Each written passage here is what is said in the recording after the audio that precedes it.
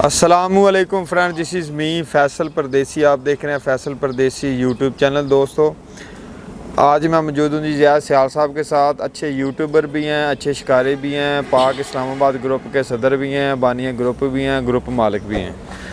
और YouTube channel इनका dogs TV के नाम से आपको शौक शिकार भी दिखाते हैं। इनका मकसद है सिर्फ आप तक अच्छे अच्छे डॉग पहुँचाना, आपको अच्छी अच्छी पाकिस्तानी क्वालिटी दिखाना।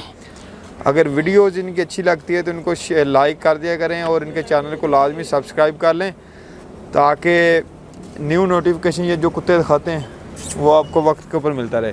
हमारी आज की लोकेशन है जी इस्लामाबाद में। हम खड़े हैं सरदार कैसर और राव काला नंबरदार साहब के डेरे के ऊपर मौजूद हैं। इनके डॉग्स भी हम वीडियो भी बना रहे हैं। इनके चैनल के ऊपर भी आपको वीडियो मिल जाएगी, मेरे चैनल के ऊपर भी वीडियो मिल जाएगी। इनसे शौक शिकार के हवाले से पूछते हैं।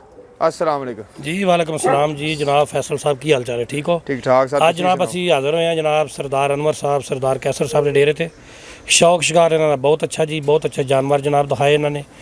फैसल परदेसी साहब इन्हों टीवी है, फैसल परदेसी नाम का टीवी है चैनल है। इस चैनल में सब्सक्राइब भी करो, जितना ज़्यादा हो दोस्तों शेयर भी करो। तो असी जनाब मिल के वीडियो बना रहे हैं, बहुत अच्छी वीडियो बनाई ने। यह जनाब कुत्ता तुहाडे सामने सोल्जर है।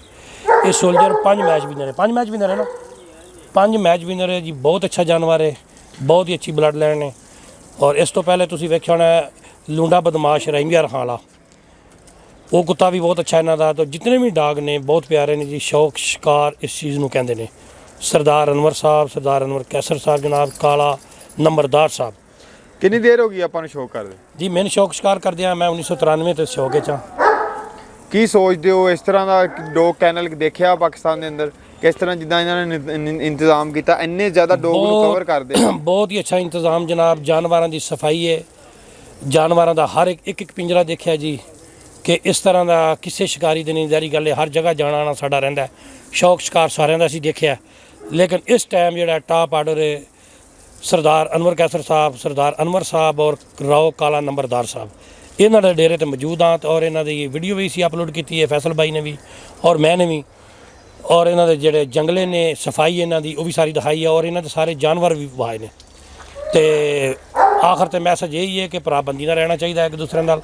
सारे ग्रुपों वाले सब साढ़े भाई ने, साढ़े मोहतरम ने, असी सब की इज्जत करने। तो साड़ा चैनल भी है डॉग्स टीवी के नाम से। तो फैसल परदेसी साहब का टीवी है जी जनाब, फैसल परदेसी टीवी के नाम से। तो ये साढ़े चैनल भी ने, तो अपना शौक शिकार भी है। पाक इस्लामाबाद ग्रुप है मेरा। अल्लाह पाक खैर खरीद रखे, कैम तो दैम है और अच्छे अच्छे मैच कर रहे हैं। अगले सीजन के भी साढ़े 3 मैच ने। तो इंशाअल्लाह शौक शिकार अच्छा होएगा और पराबंदी नाल होएगा। ਜਿਹੜੇ भी ग्रुप नाल साढ़े मैच हो रहे हैं, साड़ी किसी नाल भी मुखालफत नहीं, किसी नाल कोई ऐसी नहीं और ऐसी होनी भी नहीं चाहिए। शिकार का मकसद है पराबंदी, एक दूसरे नाल तलक बनाना, दोस्ती बनाना। शौक शिकार कुत्तियां दा कुत्तियां तक रहना चाहिए, बंदियां दा एक दूसरे नाल नहीं होना चाहिए।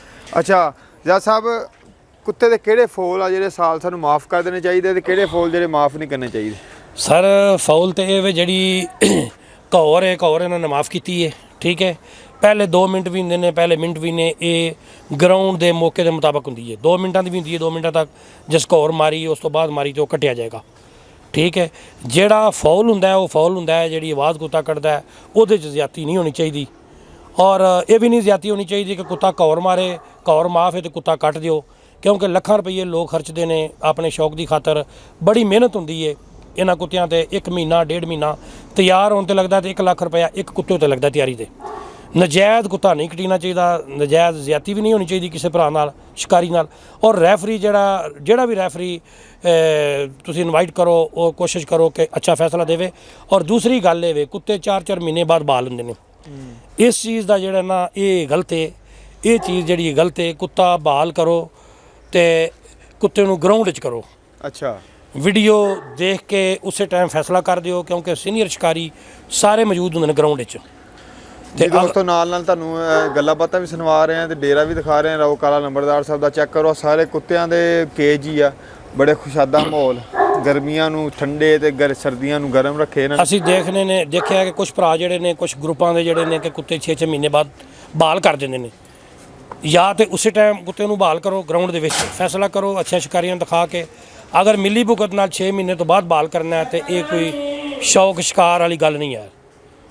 ਗਰਾਊਂਡ ਵਿੱਚ ਫੈਸਲਾ ਹੋਣਾ ਚਾਹੀਦਾ। ਸਾਡੀ ਤੇ ਰਾਏ ਹੈ, ਬਾਕੀ ਸ਼ਿਕਾਰੀ ਭਰਾ ਨੇ ਜਿਵੇਂ ਜਿਸ ਤਰ੍ਹਾਂ ਉਹਨਾਂ ਦੀ ਰਾਏ ਹੈ, ਸਾਡੀ ਰਾਏ ਦੇਣਾ ਕੰਮ ਹੈ। ਤੇ ਬਾਕੀ ਸਾਡੇ ਸਾਹਿਬ ਨੇ, ਸਾਡੇ ਭਾਈ ਨੇ ਸਭ, ਤੇ ਬੜਾ ਅੱਛਾ ਜਨਾਬ ਸ਼ੌਕ ਸ਼ਿਕਾਰ ਮਜ਼ਾ ਆਇਆ ਜਨਾਬ।